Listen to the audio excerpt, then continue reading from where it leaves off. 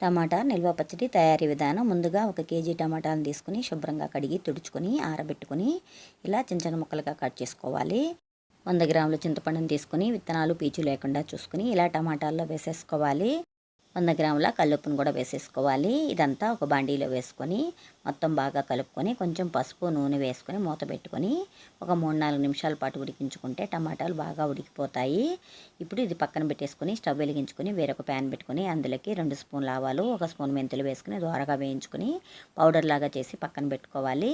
చల్లగైన టమాటా పచ్చడిలో ఆవాలు మెంతుల పౌడరు వెల్లుల్లి రెబ్బలు 100 గ్రాముల కారం వేసుకుని ఇలా మొత్తం బాగా కలుపుకొని మిక్సీ జార్లో వేసుకుని మెత్తని పేస్ట్ లాగా చేసుకోవాలి. ఇప్పుడు స్టవ్ వెలిగించుకొని ఒక ప్యాన్ పెట్టుకొని 1/2 కేజీ నూనె వేసుకొని పోపు గింజలు వెల్లుల్లి రెబ్బలు కరివేపాకు పచ్చడి వేసేసుకొని కొంచెం ఇంగువ వేసుకొని 2-3 నిమిషాల పాటు ఉడికించుకుంటే పచ్చడి రెడీ అయిపోతుంది. ప్లీజ్ లైక్ చేయండి, షేర్ చేయండి, సబ్స్క్రైబ్ చేసుకోండి. Thank you for watching.